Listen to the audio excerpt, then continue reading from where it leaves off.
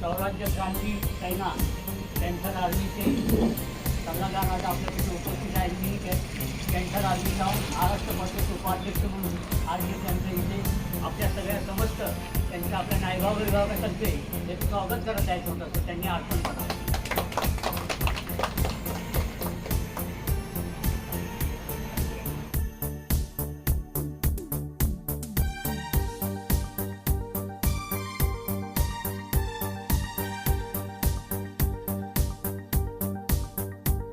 क्रांती सेनेचा राष्ट्रीय सल्लागार आणि महाराष्ट्र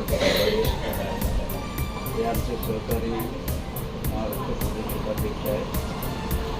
आज या ठिकाणी तुम्हाला बोलवलं संकेत डिजिटल स्कूल कार्यक्रम छोटा असला तरी ती भविष्यातली मोठी जो धडाडी आहे. शुभेच्छा देतो तुम्हाला की या स्कूलचं जे तुमचे जो आहे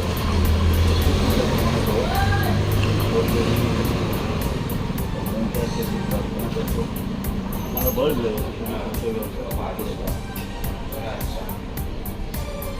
तिथे तसं भाषण करण्यासारखं काय नाही आहे. फक्त एवढंच आहे का आपण सगळे जे बांधवात जमलेले आहे सुरुवातीला जमेन आवाज देऊ जय भीम जय भीम.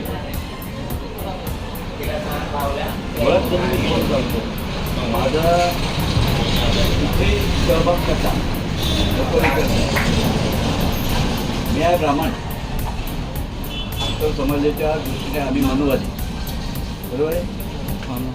पण मी कट्टर बाबासाहेबांचा वाचक आहे. आजच काँग्रेसमध्ये असताना सुद्धा बाबासाहेबांवर निष्ठाचं प्रेम करतो आणि राष्ट्रीय हिरा म्हणून मानतात. मी त्यांच्या कार्याचा नेहमी गौरव करतो. काय झालं असं हा विचार नाही.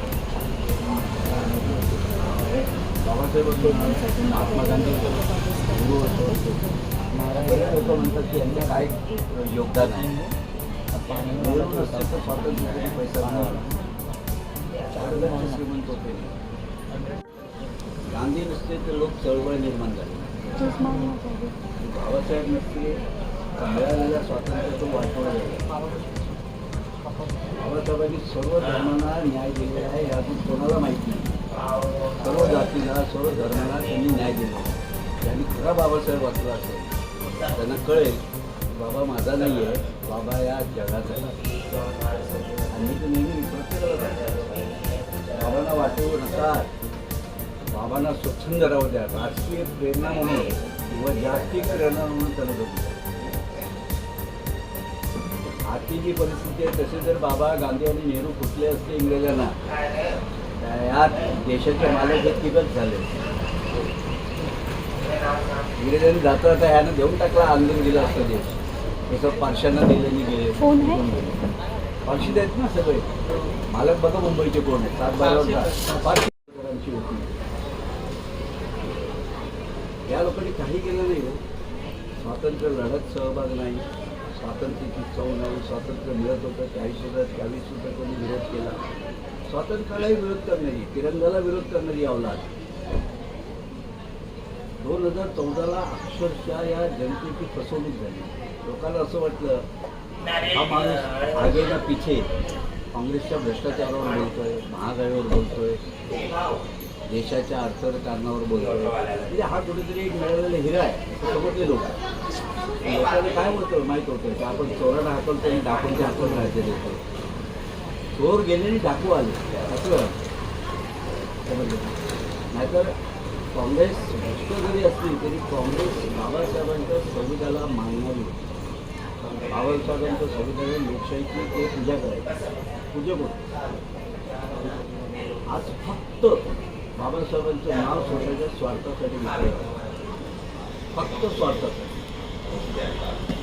संसद भवनला बाबासाहेबांचा पुतळा लावणं हे तेव्हाच झालं पाहिजे जेव्हा भारताला स्वातंत्र्य मिळालं.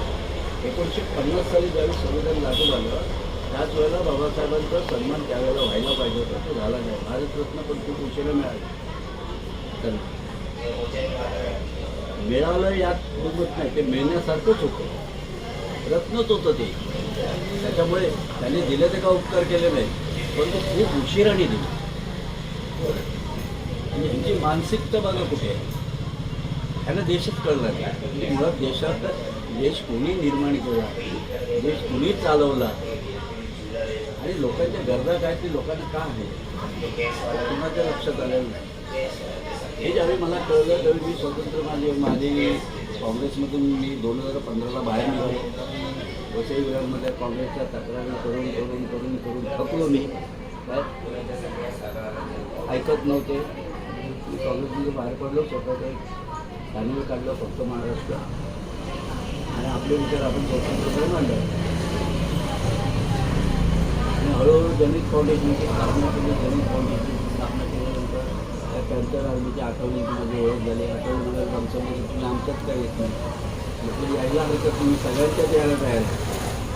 नाही ना, तुमची आठवडे म्हणून ओळख सांगून ना, ती आठवडे समजतात. नाही रामदास आठवले हां, आमचे संतोष आम्ही आठवले त्याला नाल्या म्हणतो. खूप हुशार आहेत, महार जातीचे आहेत, खूप सुशिक्षित आहेत. त्यांना कायद्याचा अभ्यास आहे, संविधानाचा अभ्यास आहे.